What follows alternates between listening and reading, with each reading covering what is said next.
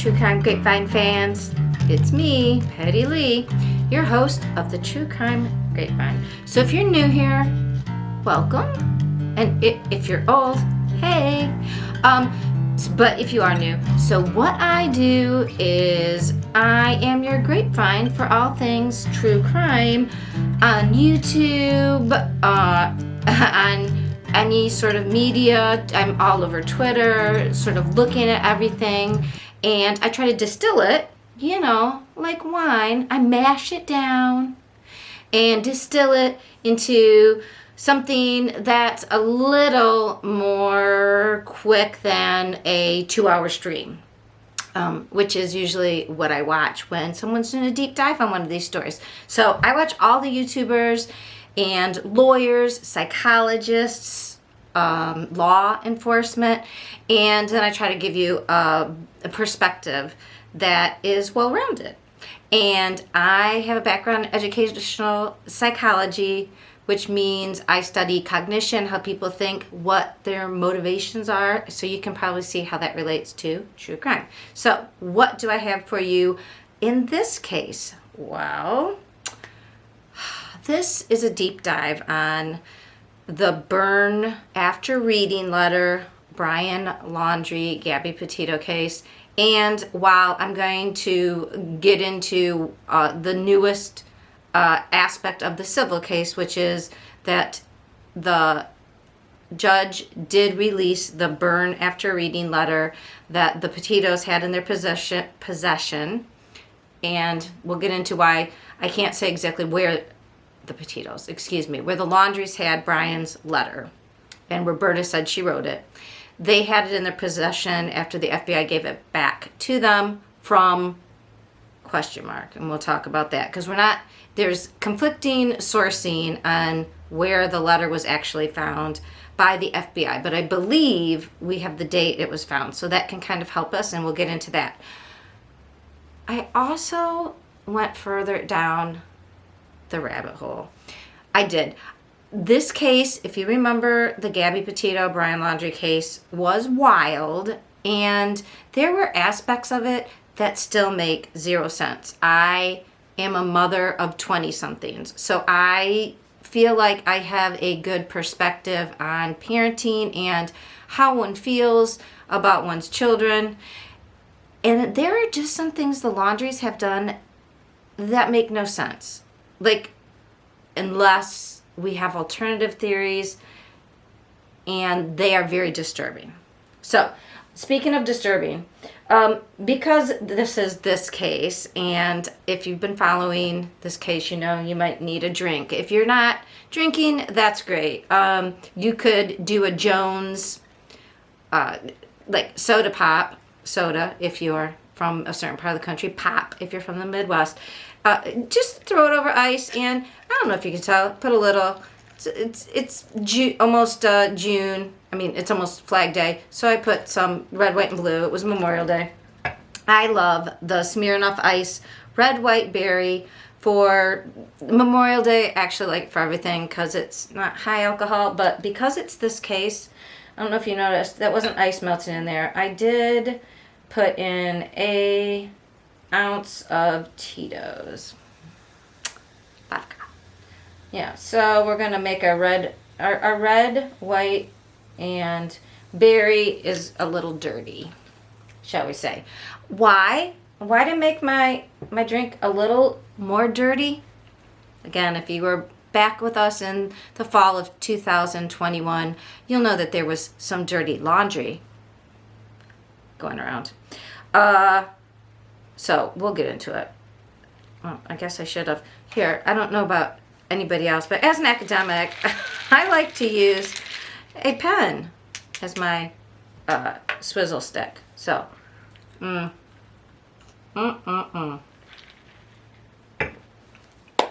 let's get into it. So, Roberta Laundrie's burn after reading letter. That's what we're talking about right now. It was released to the Petito-Schmidt family, which is Gabby Petito's mother and father. They are both separately suing, and together, I believe, suing the Christopher and Roberta Laundrie for basically what amounts to it's like EDI, right? Extreme emotional distress. Infliction of extreme emotional distress. They are in a Sarasota, Florida civil court, and May 25th, the judge, they had been having filings before the civil case. And in fact, the civil case now has been moved into next year. It was going to be maybe this late summer, fall. Nope, it's going to be next year.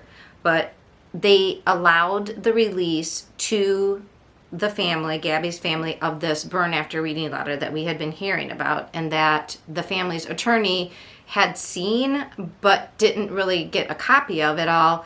And he had been talking about, well, something about burying a body, and that she was willing, that Roberta said she was willing to bury a body, and something about get him out of jail with he said with a shiv, but somehow break him out of jail. She'd be willing to do all this as a mother's love.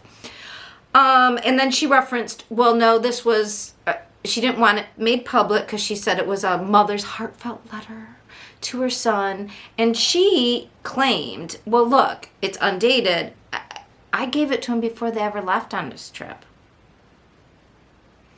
Okay. Which opens up another whole can of worms, because why would you be saying these horrific things like, I'll forgive you no matter what, I'll love you no matter what, when you're just going on a trip with a girl you just got engaged to? I mean, that also sounds weird. So as soon as the family lawyer got it, he shared it with everybody, and the lawyer for the Laundrie, the Dirty Laundrie family, in my opinion, that's just my speculation and opinion,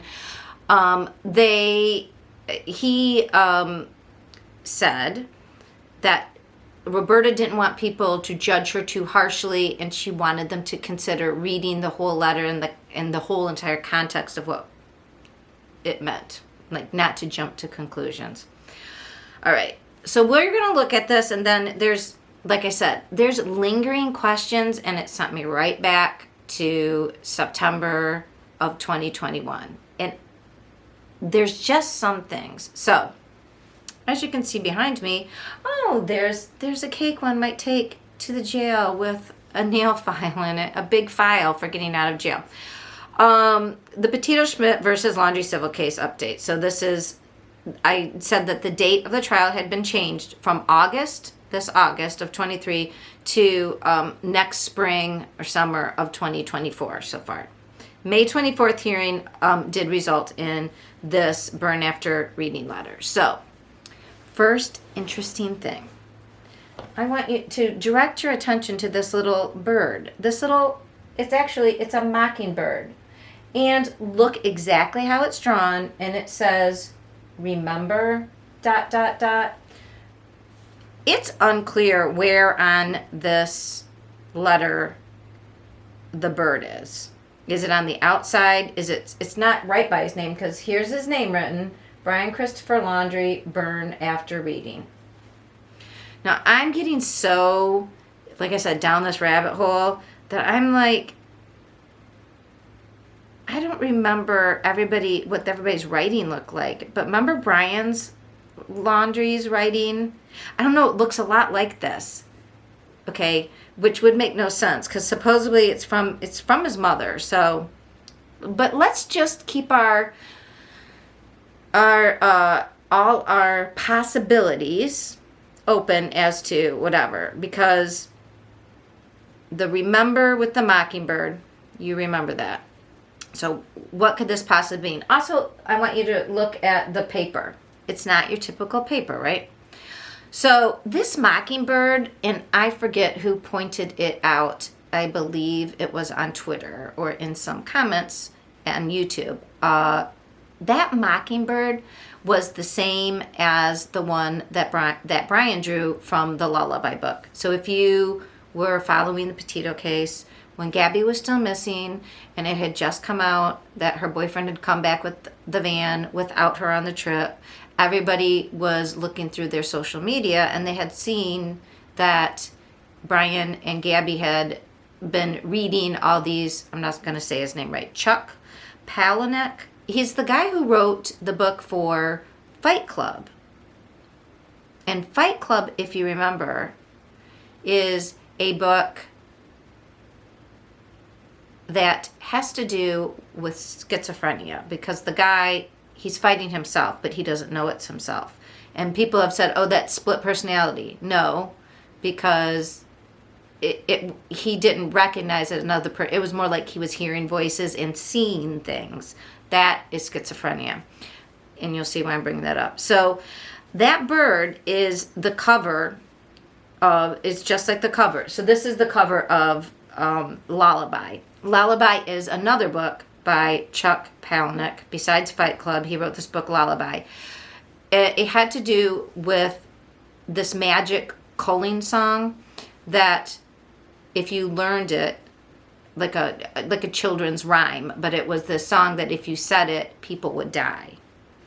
And the whole book, it's very interesting, but very twisted, kind of probably like how Fight Club is, and you don't know the whole time how this is all going to turn out. But the dead mockingbird has to do with that was on the cover of his book, and it represents that the bird featured in that lullaby was the hush, hush little baby, don't say a word, mama's gonna buy you a mockingbird. And if that mockingbird gets dead, I don't know, mama's gonna hit you in the head. That's not very nice. All right, so the mockingbird that was in the lullaby had to do with Hush Little Baby. The reason it's dead on the cover indicates the power of this mysterious lullaby in the book, in the novel, to cause death to the person who hears the song. And it's a culling song. And if you know, the phrase I've always heard is to cull the herd. Like if there's too many deer, especially in a suburban area or an urban area, even when there's some land that deer can gather on, they allow people like bow hunt to cull the herd, which means to kill some to make it smaller. So a culling song is a poem or song that is spoken to ease the suffering of injured warriors and victims of famine. So think about that. It's to help somebody who's suffering die more peacefully. So just think of all the things we know that happened between Brian and Gabby and then to Brian. So his mom has this same bird. Now that's the dead mockingbird. This mockingbird is upright. So what does that mean? That's just kind of interesting, right? Oops. What happened there? Hold on a second. So, what is the symbolism of the mockingbird? So, again, we don't know how this bird got on this letter. We will see. I have a slide here in my little presentation where I think I have an idea about where it might have come from. But I wanted to know what else does the mockingbird maybe symbolize to anybody who might look it up, like let's say Brian's mom. So from this Shaman's Journey site, the mockingbird is a power animal whose symbol is overcoming fear. So we're going to read the letter, but just remember this, overcoming fear. The mockingbird helps you to leave people and events that hurt you behind by seeing who and what they really are. Everything in life is a lesson to help you grow, even if you were hurt. This is but another lesson to learn and grow. Everything that happened to us in the past builds our character and who we are today. So, Brian was going to run away. His mom was giving him this letter to say that with an upright mockingbird, saying that it helps you leave people and events that hurt you. All right. So in an Instagram post, Brian Laundrie exhibited multiple black and white lino cuts. So like linoleum. I don't know if you guys are old enough or younger enough, old enough to be young enough to have done this in school. There's like squares of orange, smooth, it's linoleum type material, and you use like a little cutter to make, it's like a wood cut, but it's a linoleum. and you cut the blank space. Basically, you scoop out the blank space, and so you leave a raised impression of something. And in this case, you can see back here, there's the mockingbird. So Brian made, it looks like, a lino cut, or he bought one, related to the mockingbird in his favorite author's stories. And there were pictures in the social media that Gabby Petito and Brian was in them, and they were reading these books. I believe they read them all. One of the YouTubers I followed a lot at the time, she is also from Ohio, something girl.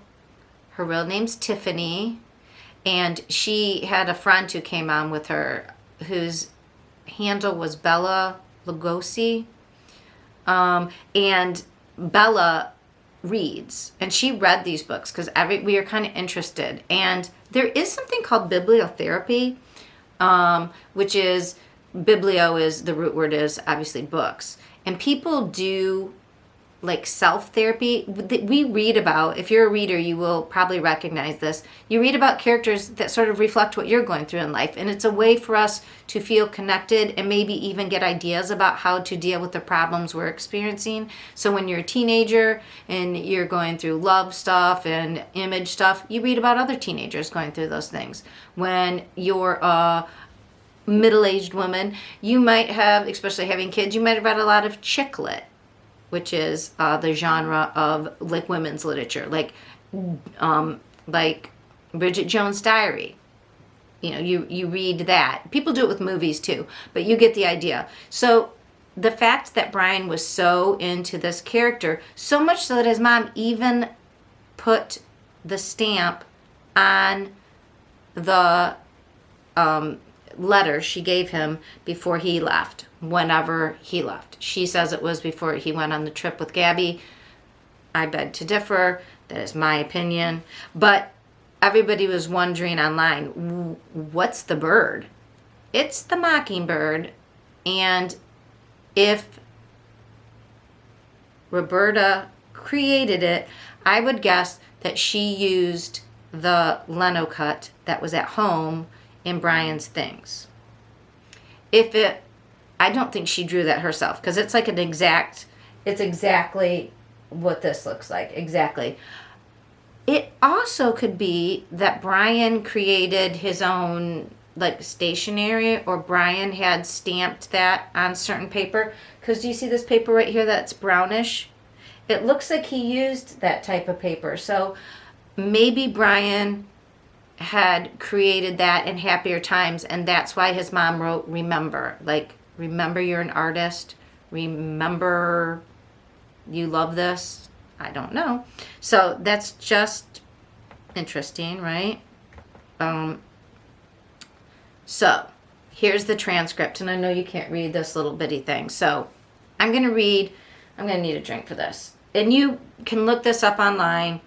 You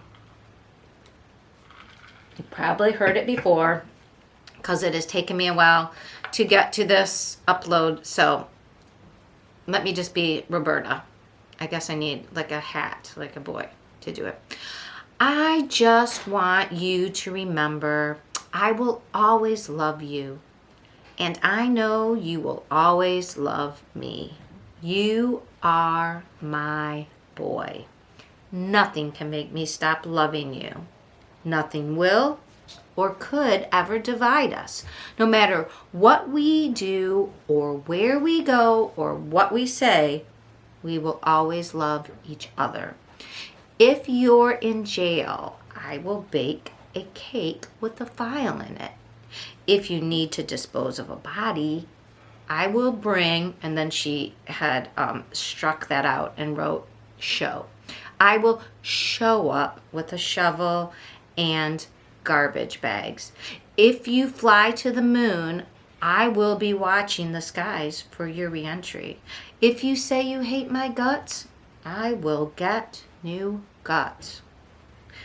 Remember that love is a verb, not a noun. It's not a thing, It's not words. It is actions.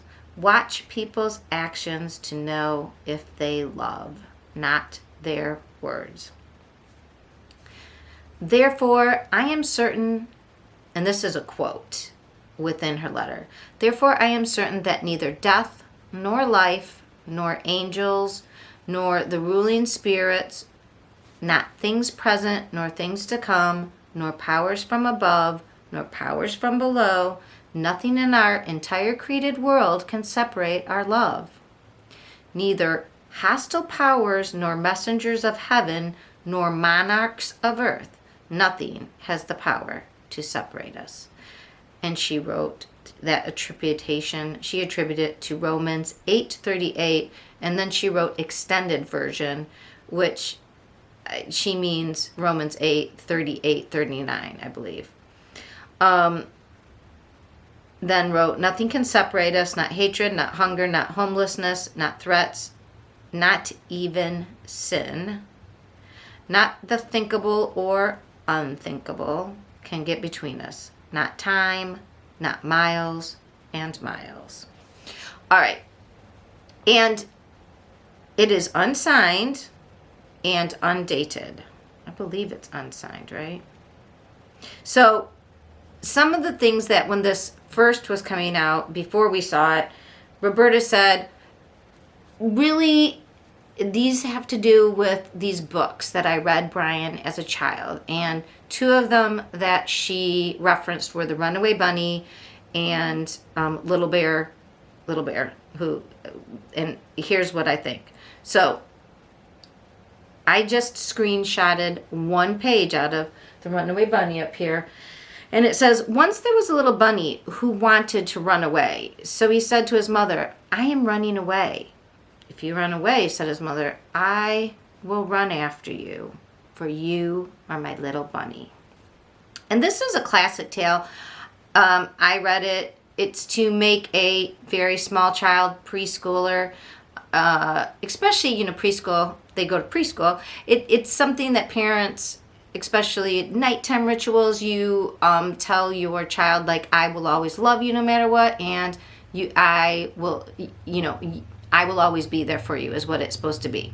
So the bunny's trying to do something, and the mom's like, you can go ahead and do that, but I will always find you. I will always be there for you.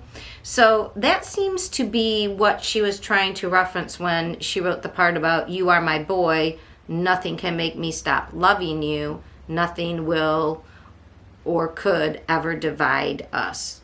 So that could be the reference. Of course, it's interesting to note that the bunny is running away. And as we know, Brian ran away. And as we know, his parents, in my opinion, pure speculation here, seem to help him run away. And I'm not talking about his trip with Gabby. In the Little Bear book, so she referenced, a bear book, and she said, that this was one of the other books. So Little Bear Goes to the Moon. There is one page, again, a reference that says, if you fly to the moon, Little Bear tells his mother that he's going to fly to the moon, and he says to her, just look for me up in the sky. And Roberta wrote, if you fly to the moon, I will be watching the skies for your re-entry. So I guess we could say that had something to do with it. The Romans chapter 8 is interesting. Somebody else brought this up, and I thought it was enough of an odd use to perhaps it informs us a little bit about Roberta, or Roberta's views on who she is to Brian, because the Romans chapter 8 is actually about, it was a letter, I think it's Paul wrote to the Romans, Those are all, those letters.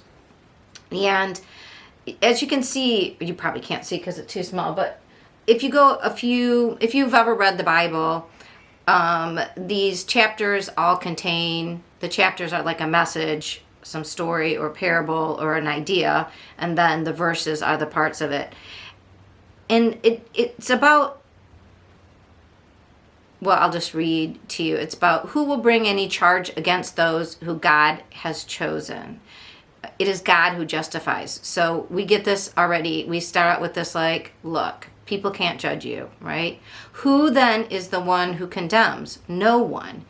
This is again the Bible, the Christian Bible. So Christ Jesus, who died, more than that, who was raised to life, right hand of God, and who's also interceding for us.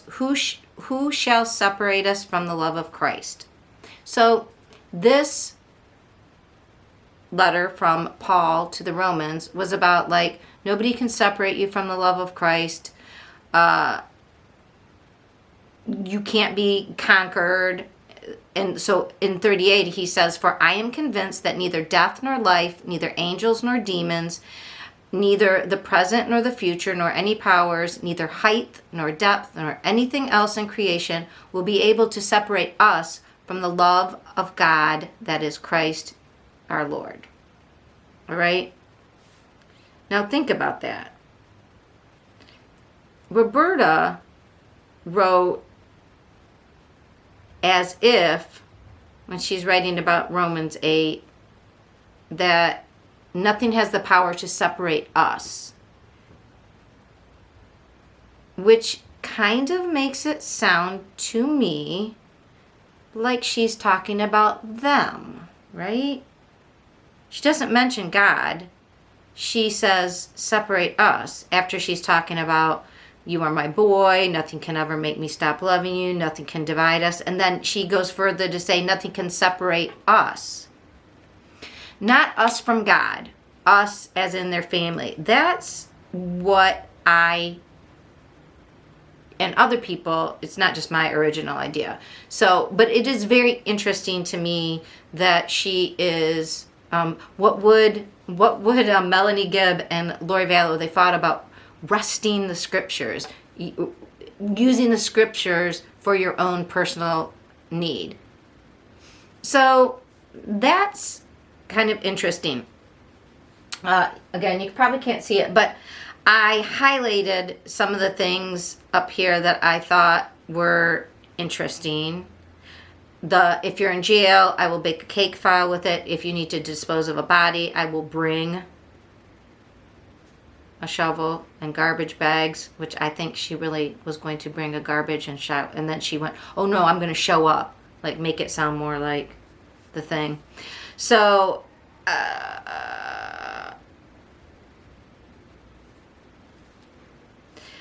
I don't know. So that's where she said she got it. Again, here is the actual letter. Again, you can see the same brown paper that was on that one lino stamp that he made. Again, it'd be really interesting to see how this writing, I didn't do a comparable side to side, but if you would like to, I'd love to hear what you think about this writing versus the writing that was in the dry bag that we found his letter explaining what happened to Gabby, if you remember that. It was white paper with blue ink that ran. So I would be interested for you to comment and let me know what you think, how close the handwriting is. Yeah, see, there's the end of the letter. And it is not signed. It's not signed. So, I mean, you will be my boy, obviously. So, Roberta said she wrote it. I don't know. It's interesting to me. Especially if I think of the Fight Club book. And the guy who was... it's Ed Norton who thinks he's fighting Brad Pitt, but really it's him. It's his own mind. He is having a delusion. He has seen something that is not there. Hearing voices is a sign of schizophrenia, and Brian was the age to develop it, and it also could have made him highly paranoid and even aggressive if he thought someone was out to get him. And perhaps he was reading about people who felt the same way. And then he's also reading a book about lullabies and a culling song. And look up, I don't think I put in here, but the premise of lullaby is that people, they have to find all the copies of this book to stop people from killing each other. And they pick up a radicalized vegan, which we heard about Brian's veganism, and they go on a cross-country trip, and people die during it. So it's just very strange that the books he was reading and aspects in his life, a lot of them seem to mirror each other. I don't know what it means. So the brown paper. I was wondering where and when and how where was this letter found, because like CNN said it was found with his remains. Okay, that's weird because it looks like it's very clean. I thought I remember hearing on August 20th when the FBI raided the family's home, which was a Monday. I thought they found it in the camper.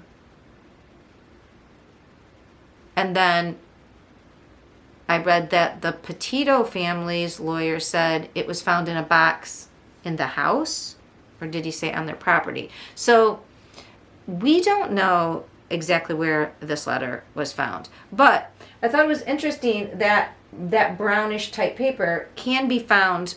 I just Googled, is there paper that is waterproof for camping? And this Write in the Rain, only it's spelled R-I-T-E, Define Mother Nature, all weather copier paper, and it does come in a tan. And there's also waxed paper sheets. So this all weather paper, it is resistant to water, mud, spills. I mean, so could have used that if his mother wrote him when he was going on any trip when she said, I mean, surviving the elements, especially if you're going off to camp in inclement, like things and running away. Although we'll get to that. All right, so what did Roberta mean by this letter? So it seems to indicate that at least one, she knew he was running away, like the little bunny. And two, it seems to indicate perhaps she thought he was suicidal. Why do I say that? Well, remember, I love you. We can get through anything. Nothing can separate us. It really, it sounded very much as if she was afraid he was going to harm himself. Where was the letter found? Okay, and also, let me just back up. So if she knew, it sounds like she knows he's going to be running away and that she's worried about him. Do either of those things indicate that you guys that, oh, he just got engaged and he's going on a road trip with his fiance? I don't think so. Not my opinion. Just my opinion, just my speculation. So to me, I think she gave it to him sometime after she found out about what happened with Gabby when he was on his way home. Where was the letter found?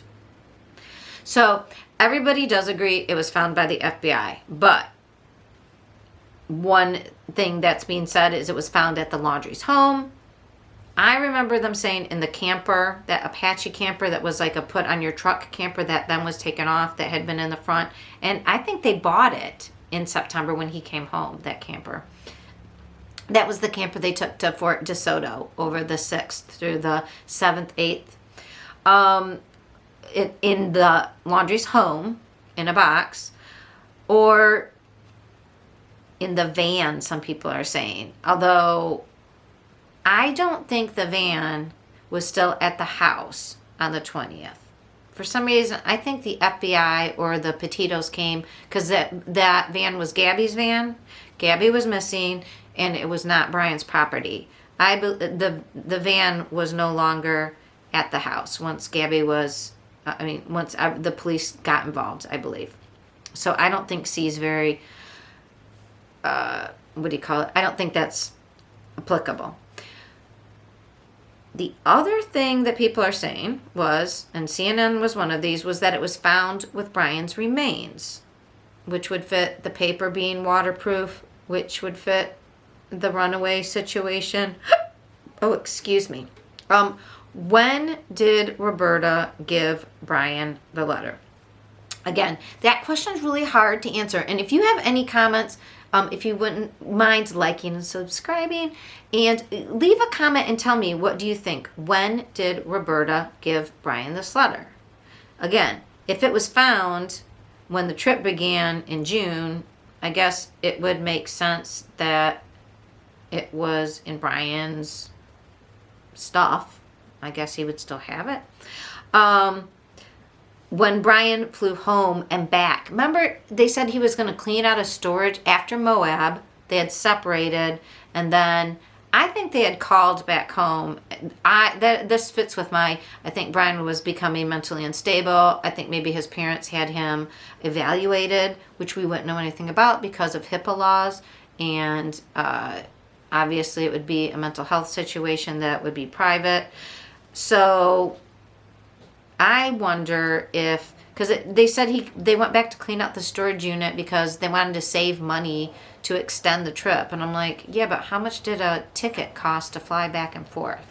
That doesn't really seem to fit with saving money. But if he was experiencing some amount of mental distress and was being evaluated and she was concerned, maybe they got him on medication and sent him back and were like, he's better off with Gabby. He wants to go. That'll help his mental state. He'll be out in fresh air. Because remember, this was 2020 and during the height of COVID. So maybe that was in their thought processes. So maybe she wrote him that letter. Again, though, that is not him running away. And I mean, he could have said self-harming things, but doesn't exactly fit with that. Was it before, during, or after, immediately after the DeSoto camping trip, which was the 6th through the 8th? So that might make more sense. Brian's been home at this point since, he's called and let them know that there's a problem. He's coming home. Why do we know he's called and let them know? Because we know that Roberta changed her plans from going to the camp with 2 people on September 1st. She called on the 31st and canceled that and made it for later. So did she give him this letter at DeSoto camp as they were going there, or while they were there, or right after as they were leaving, to say, like, had some decision been made? Had he talked about running away? Was he out of his mind at this point and confused about what's going to happen to me? This is before the Petitos involved the police. But the Petitos had been trying to get a hold of them, and they just blocked everybody, and they had hunkered down and gone on this little trip with their family. Maybe that's when she gave it to him. Or did she give it to him as he was leaving the house? Between, I'd say, September 9th and 13th, and I'm going to explain it to you why I'm not just saying, at first they said it was the 14th, and then they're like, oh, no, I guess because we got caught in a lie, it's the 13th. But I'm wondering if it was even sooner, because they knew that by the 11th, it had been the police. I think that's when they came to the house and got the van. That's when everybody became involved in this is a missing person. So that's why I say between the 9th and the 13th. Is that when he really left their house? So what is the problem with the Laundries timeline now and then? So 1, they did not report their family trip to going to Camp DeSoto. If you remember, nobody knew anything, but people, all the online sleuths were getting involved. And somebody got a record of the sign-up sheets at Camp DeSoto and found that when they were there, and then, I don't know if somebody made a FOIA, but we eventually found out she had made reservations initially on August 24th. So we know Gabby was alive until we think about August 27th. So well within when everything was fine as far as they knew. It was for September 1st through the 3rd. That's a Wednesday and Friday for 2 people. But she canceled those plans and then made reservations. She did this on August 31st, which was a Tuesday. And then the whole family, plus Brian's sister, her husband, and the nephews, they went September 6th, 7th, I think the 8th too. That's 7 people. Definitely the 6th through the 7th. So how did she, the only explanation of her changing her plans is that she knew Brian was on his way home and there was a problem. I didn't put on here. We also know that Brian and his mom went to get a new phone on September 4th. So before Camp DeSoto, they went to go get a new phone for Brian. We know, I believe, that he had his phone on the way back. That was never really discovered because Brian was found unalived. He was never fully, not fully investigated, but we didn't get all the information that one would get if he would have been in jail being prosecuted. And that sort of has left a lot to our imaginations. So, but we know at least that she knew he was coming back. Gabby's parents tried to contact the Laundries since the end of August, as soon as Gabby wasn't calling them, the beginning of September, and the Laundries blocked them. And then Gabby is reported missing officially. I guess on the 10th, they tried to report her missing in the place that she lived. And I don't know if you remember the Bo Manning upload I did, but if you aren't physically in the city, they need someone living there to report you missing, I guess. So they reported her missing where they lived in New York, September 11th. Brian's car then was ticketed in the Makahatchee Environmental Park on September 14th, excuse me. Now I'm going to show you what I found out about that. So in Northport, I have the I went and found this because I went down this rabbit hole, like I said. The car would be considered abandoned after 5 days in a public spot. That's what their rules are. So then it's ticketed after 5 days. So 5 days would be September 9th. And when did I say they returned from Camp DeSoto? Right? At least by the 8th. So, now, that was the day after they returned from camping. And so, if the car was there 5 days, then it was ticketed on the 14th. That works out.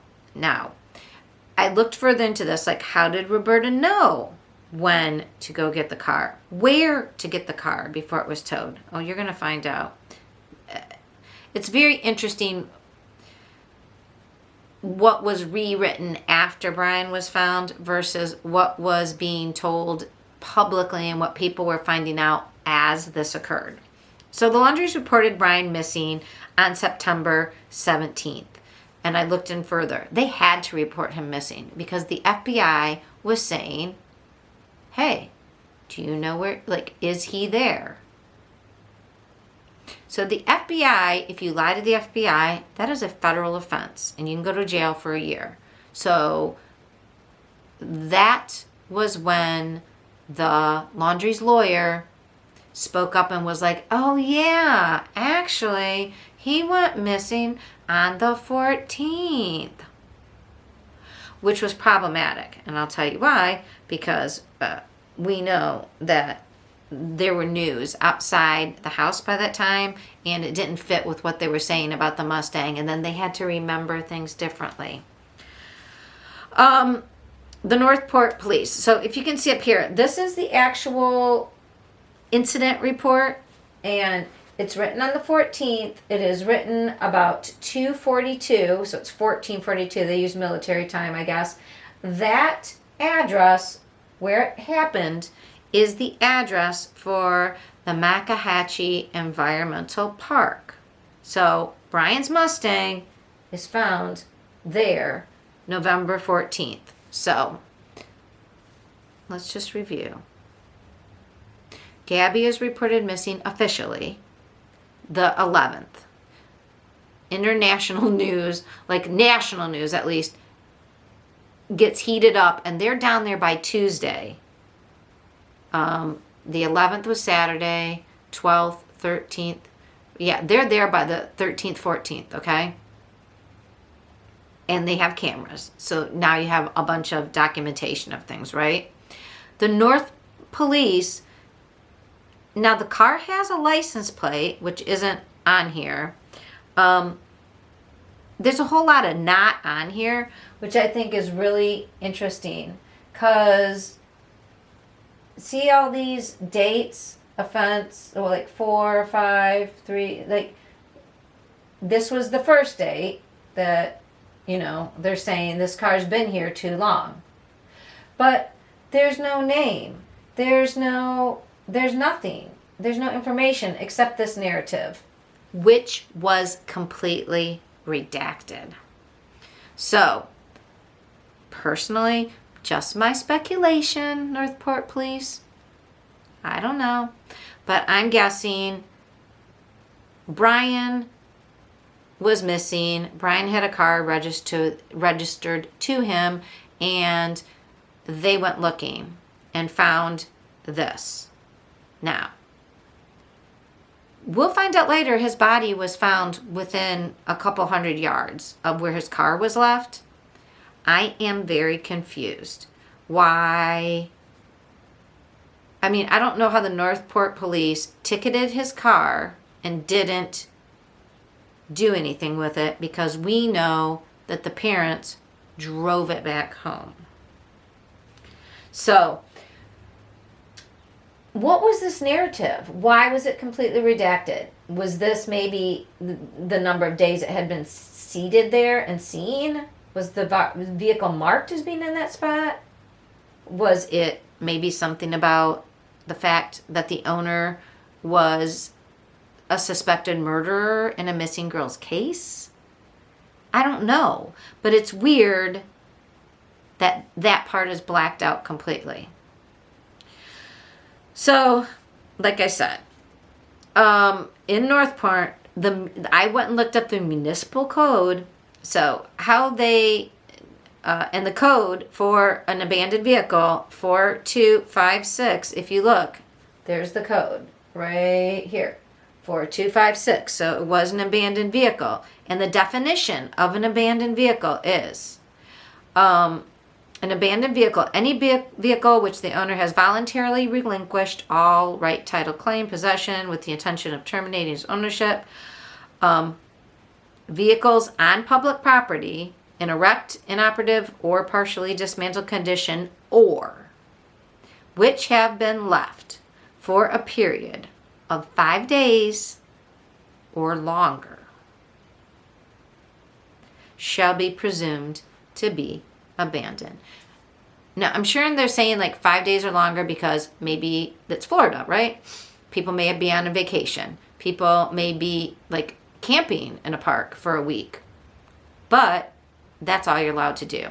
So Brian's car had to have been there for at least 5 days before it was ticketed on the 14th.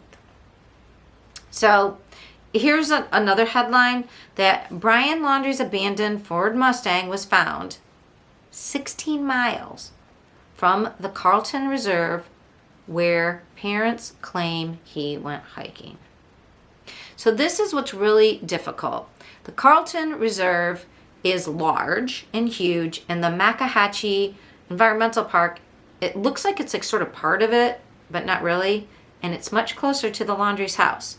Now, this area where his car was found on the 14th, this is the same area that the Laundries walked right into. And oh my gosh, here's a bag. Oh my gosh. And then who knew his remains were right near there. Shocker. Isn't that weird? So the police, that was on October I believe, when was he found? So what's crazy is it was months before he was found. After he went missing in September. I think he was found in November. But his parents waited until all the police cleared out. Then very next day, after the police said they were done working, they called and said, yeah, we really, though, we want to look at one more place. And only 2 officers could show up at 7 o'clock in the morning or so. They met them. They walk in there, and by a few, like 20 minutes, oh, look. How lucky of them. So they had the FBI, the state troopers, the local police. Everybody was searching the whole area, and yet his parents knew right where to look. It was so strange. Now, this is the same address on the Mustang ticket. That is the Makahatchee Environmental Creek Park entrance. So that is where he was. And as you can see, it's 5 miles from their house. It's almost a straight shot, right? But when they first said that, oh my gosh, he went hiking, and then we didn't really know where to find him, and he went in the they sent them to the Carlton Reserve. And if you can see, here's the difference. They said 16 miles, probably because, they're not going by the road. They're going by just miles. But if you drive, it takes you 30 minutes. And we know that they were looking over here because here's 75. And if you remember, they were looking right here where 75 goes into the park. They were looking all around here, if you remember, because you could see 75 and people, there was a shack that they thought somebody was in it. And we're like, oh, great. He could have just hopped over from the park and gotten into a car and gone up 75, and that going up 75 you can get anywhere. So that would be, very crazy. So we know that they were looking way over here, and then, oh, where is he? Way over here is where the car was parked. Now, how did they know to go there immediately, and how did they locate his dry bag? Okay, well, apparently they told, their story is, after Brian's remains were found, was like, no, we knew that he went hiking right there. Which, then why did you tell them Carlton Reserve? Like, why didn't you specify he went right in here? Because he was within hundreds of yards of where his car was found. And I find it hard to believe that they didn't start from his car and go out. But I'm not even sure. I'm so unclear by why the Northport police didn't work, perhaps, with the FBI or the state police. I don't know how that got mixed signals, and they're like, it rained a lot and parts were underwater, but we saw them in boats, and we heard about cadaver dogs being able to smell things like feet down in water. So it's all very strange, and that also was their excuse. They said, oh, well, Brian told us he was going to go hiking right there, so we knew to go looking for his car. So when he was missing overnight, well, first they said he was missing on the 14th, right? On the 17th, when they got the call, forced to answer the FBI, or if they lied to the FBI, they knew they'd be in trouble. So they told the FBI, no, he hasn't here. He went hiking, and we just basically didn't tell anybody, which is why they got raided the next Monday, because that is crazy bullshit, in my opinion, just my speculation. But for them to constantly misinform police, I mean, I don't believe they said he went in right here. But that's what their story turned into, is like, well, like we told you he was in Carlton Reserve, maybe not saying he went in right at the Makahatchee entrance. I mean, and if they did, I don't know why the police couldn't find him within 200 yards. That makes very little, not very much sense to anybody when they were looking everywhere else. It's all very odd, right? So what can we believe about the Laundrie statements? And I answered. You can tell me what you think in the comments, please. Like, subscribe, leave some comments. What? Nothing. Why? Because without independent verification, we don't know, because they lie over and over again, by mostly omission, by leaving things out, but also commission. They out and out lied about when he left. Oh, he left on the 14th. Oh no, really, I guess it was the 13th. And we went to look for him, and then we went to look and we saw his car had a ticket. So then we went back and got it on the 15th because we thought maybe he'd come out and get his car. I mean, none of that bullshit makes any sense. Whenever Roberta gave the burn after reading letter to Brian, she sounded concerned that he would hurt himself, and she knew he was on the run from something, somewhere, sometime. So if you give your son a letter like that, you're concerned. And then he goes hiking, he's gone overnight. First of all, you know the situation. You know at least that people are concerned his girlfriend's gone. You know, like, even if he didn't tell you anything, you're not immediately going, we got to find my baby. He's going to hurt himself. That's what a normal mom would do. Oh my God, he's going to kill himself. He's going to kill himself. You got to find him. You would call the police. You wouldn't say nothing, unless, I'll get to it. Anyways, so why then? That's why do the Laundries withhold so much information and provide misinformation? Why lie? Why misdirect? Well, did they think Brian was on the run and they were buying him time? Maybe, because we know that $20,000, we don't know when. $20,000 was added to his bank account at some time, because it was weird. He ran up a debt on Gabby's credit card coming back from Wyoming, which was weird, because if he had $20,000, why was he using her credit card and leaving a paper trail and all of, why? So did they just do that right after he returned home and changed his phone on the 4th? Was he getting ready to run and leave? The burn after reading letter seems to indicate that Roberta knew Brian was going to run away from his life like the little bunny, and that he wanted him to know he was loved no matter what, and that she supports him no matter what, and she would watch for his return, his re-entry, regardless of possible separation of miles and miles. And I also think that if she knew he was in danger of self-harming and was trying to give him hope and letting him know no matter what she loved him, or I have a crazy alternative, people. Actually, at the time I told you, my sister had an alternative, and I'll tell you.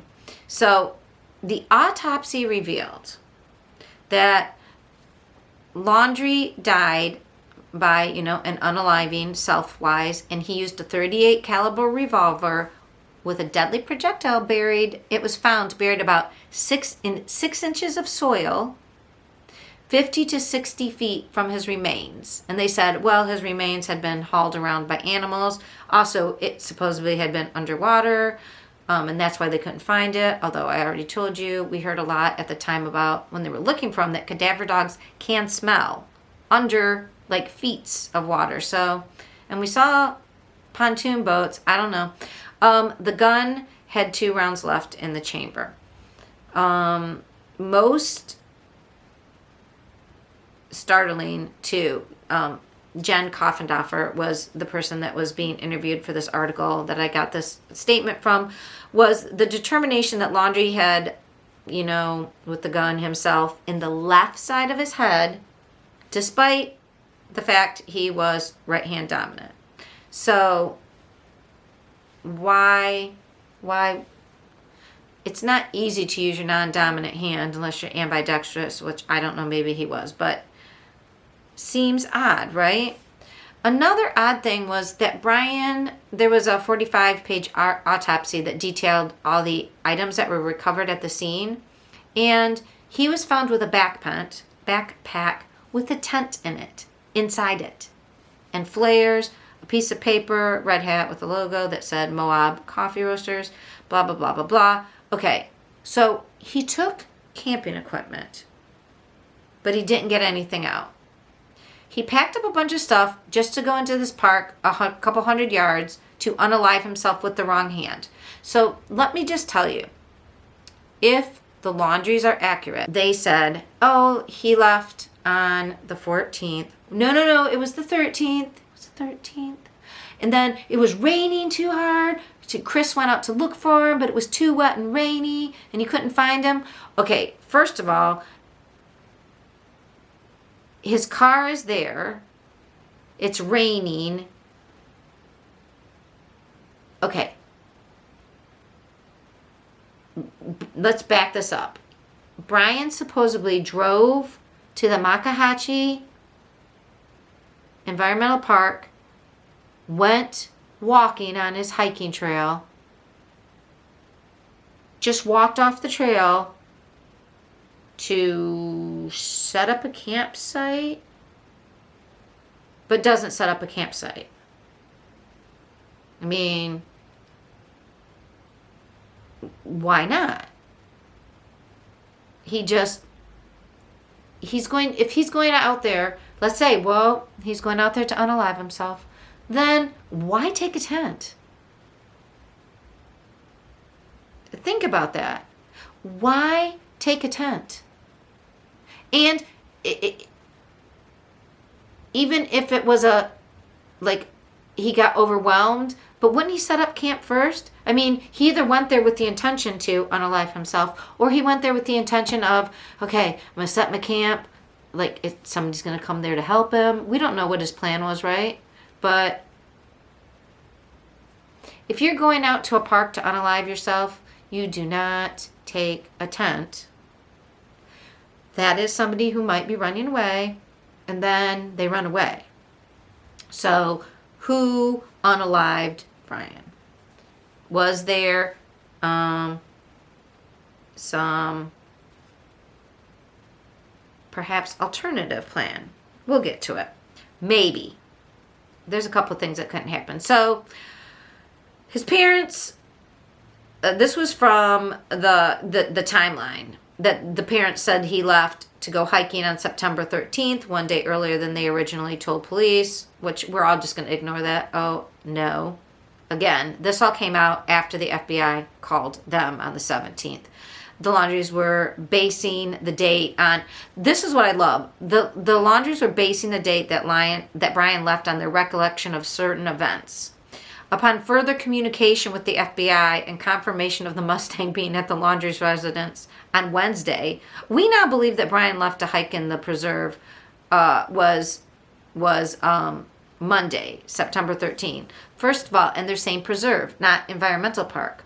They're saying, see, back then he said preserve because they wanted to throw everybody off. The media had proven already that the car wasn't there. In fact, Brian Enton, a reporter for News Nation, even posted at the time, and it is still there because I looked it up, that no, the car was there. So they saw when the car was there.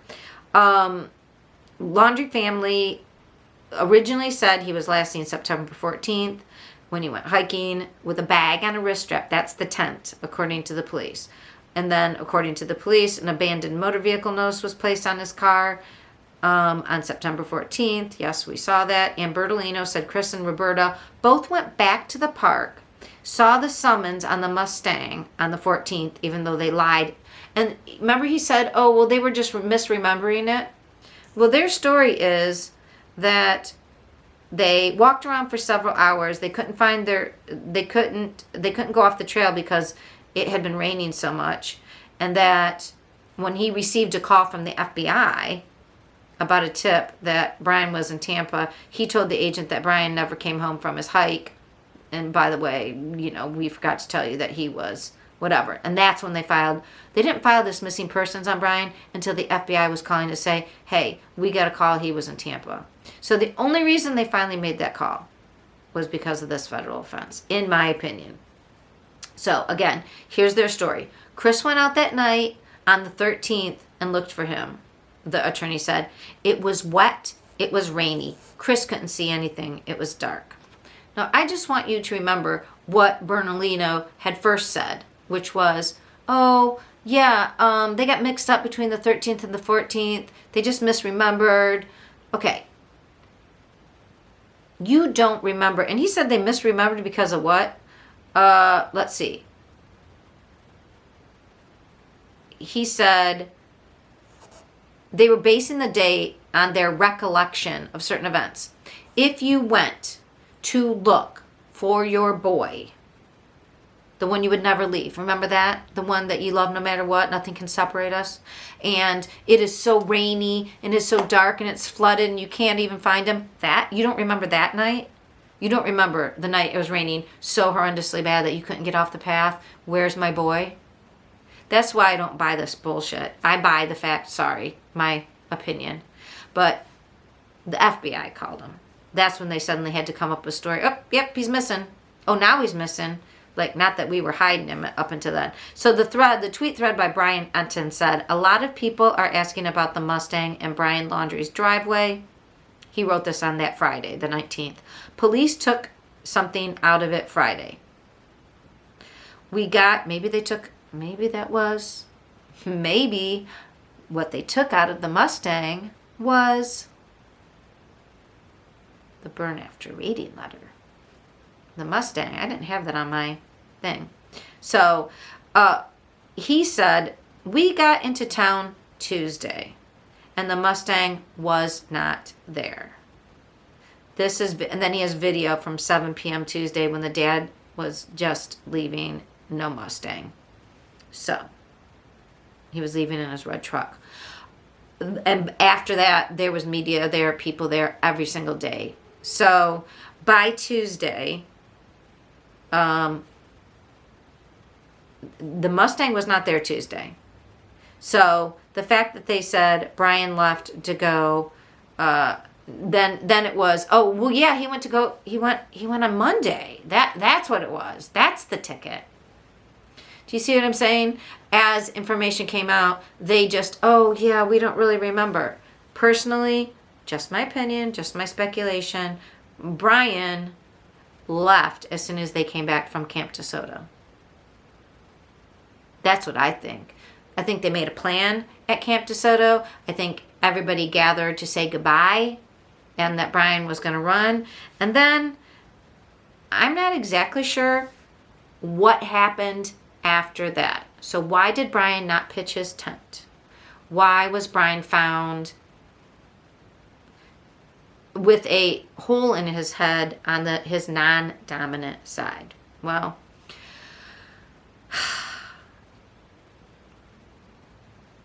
here's what we know. We know that Brian's parents lied. We know that Brian's parents brought his car back. We know that they know exactly where to find him. We know that they didn't show any sadness, as if they just acted blank. Do we think it could be a possibility, because of what Gabby's friend Rose said about Brian hearing voices, and perhaps Brian, everybody wants to just say that Gabby was in this DV situation, but I swear to God, I wonder if Brian was developing schizophrenia, and most people don't know the beginning signs, and it's paranoid and it's aggressive because they feel they're being threatened, so they act threatening to other people. We know that Brian flipped out in the Mary Piglet that night. We know that she was telling the servers, like, I'm really sorry. That sounds to me it sounds very much to me like Brian was developing paranoid schizophrenia to me, and that he wasn't getting medicated, and that the trip was stressing him out. That's what I think. And that Gabby being on the computer and trying to, remember, she was just getting to upload their trip stuff.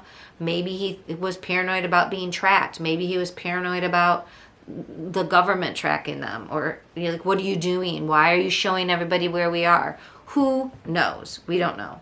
But I am saying that if he then came home, would his family think he is going to jail? 100%. Would they think, yeah, we'll take you out and we'll help you go out into the park. We'll help. And that the minute, like, they found this is a good spot, okay, well, let's start to pitch the tent. And Brian's, goes down and, someone puts him out of his misery.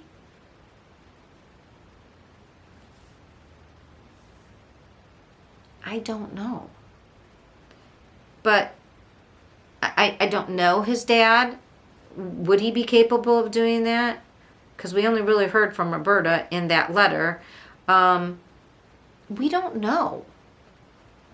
My sisters first, when I told her about this whole case and they found Brian and it was on the wrong side of his head, and she goes, yeah, the parents did it. I'm like thinking, oh, well, they knew where he was. Remember the letter? And if the handwriting matches, it doesn't mean Brian wrote the other letter. It could mean that Roberta wrote it all. Or Chris. I mean, remember the letter that was in the dry bag, but it had a hole in it, and it was like, oh, don't be mean to my parents. They didn't do anything wrong. I mean, like, okay, so you're telling this whole story about how you had to put Gabby out of her misery, which maybe they wrote down exactly what Brian told them when he was driving home. I mean, I would love to see Brian's cell phone records and Roberta and Chris's. But they knew exactly where he was. They went and picked up his car. They didn't tell anybody about going to Camp DeSoto. They didn't tell anybody about getting a new phone. They didn't tell anybody, about anything. So could they have thought their baby was better off with God? Because, nobody can separate us. God will love us forever. Remember? What do you think? It seems antithetical, but the way they were acting and everything they knew along the way, maybe they were angry at the Petitos and Smiths because they're like, well, we had to kill our son just because of your daughter. Like, we lost too. Thanks a lot. You screwed us. If it wasn't for your daughter, maybe we could have kept him safe. That could be their twisted logic. Because they were always angry and acting like somebody had done something to them. And it was almost like, well, tit for tat. My kid's dead too, so why doesn't everybody just leave us alone? Well, because it doesn't make any sense, Roberta. And your burn after reading letter, was that your way of telling Brian that you were going to take care of things?